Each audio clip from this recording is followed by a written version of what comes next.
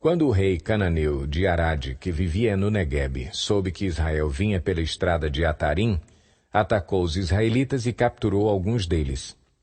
Então Israel fez este voto ao Senhor: Se entregares este povo em nossas mãos, destruiremos totalmente as suas cidades. O Senhor ouviu o pedido de Israel e lhes entregou os cananeus. Israel os destruiu completamente a eles e às suas cidades, de modo que o lugar foi chamado Ormá. Partiram eles do monte Or pelo caminho do Mar Vermelho para contornarem a terra de Edom. Mas o povo ficou impaciente no caminho e falou contra Deus e contra Moisés, dizendo: Por que vocês nos tiraram do Egito para morrermos no deserto? Não há pão, não há água, e nós detestamos esta comida miserável. Então o Senhor enviou serpentes venenosas que morderam o povo, e muitos morreram. O povo foi a Moisés e disse: Pecamos quando falamos contra o Senhor e contra você. Ore pedindo ao Senhor que tire as serpentes do meio de nós. E Moisés orou pelo povo. O Senhor disse a Moisés: Faça uma serpente e coloque-a no alto de um poste. Quem for mordido e olhar para ela, viverá. Moisés fez então uma serpente de bronze e a colocou num poste. Quando alguém era mordido por uma serpente e olhava para a serpente de bronze, permanecia vivo. Os israelitas partiram e acamparam em Obote.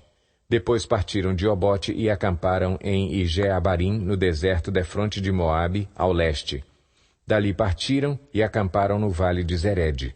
Partiram dali e acamparam do outro lado do Arnon, que fica no deserto que se estende até o território amorreu.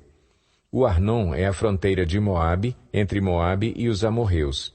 É por isso que se diz no livro das guerras do Senhor: Vaebe em Sufá e os vales, o Arnon e as ravinas dos vales que se estendem até a cidade de Ar e chegam até a fronteira de Moabe. De lá prosseguiram até Beer, o poço onde o Senhor disse a Moisés: Reúna o povo e eu lhe darei água. Então Israel cantou esta canção: Brote água, ó poço, cantem a seu respeito, a respeito do poço que os líderes cavaram, que os nobres abriram com cetros e cajados. Então saíram do deserto para Mataná, de Mataná para Naaliel, de Naaliel para Bamote, e de Bamote para o vale de Moabe, onde o topo do Pisga defronta com o deserto de Gesimon. Israel enviou mensageiros para dizer a Seom, rei dos amorreus: Deixa-nos atravessar a tua terra. Não entraremos em nenhuma plantação, em nenhuma vinha, nem beberemos água de poço algum. Passaremos pela estrada do rei, até que tenhamos atravessado o teu território. Seom, porém, não deixou Israel atravessar o seu território. Convocou todo o seu exército e atacou Israel no deserto. Quando chegou a Jaza, lutou contra Israel. Porém Israel o destruiu com a espada e tomou-lhes as terras desde o Arnon até o Jaboque, até o território dos Amonitas, pois Jazar estava na fronteira dos Amonitas. Israel capturou todas as cidades dos amorreus e as ocupou, inclusive Esbom e todos os seus povoados. Esbom era a cidade de Seom, rei dos amorreus, que havia lutado contra o antigo rei de Moabe, tendo tomado todas as suas terras até o Arnon. É por isso que os poetas dizem: Venham a Esbom, seja ela reconstruída, seja restaurada a cidade de Seom. Fogo saiu de Esbom, uma chama da cidade de Seom, consumiu Ar de Moabe, os senhores do alto Arnon. Ai de você, Moabe, você está destruído, ó povo de Camos. Ele fez de seus filhos fugitivos e de suas filhas prisioneiras de Seom, rei dos amorreus. Mas nós os derrotamos. Esbom está destruída por todo o caminho até Dibom.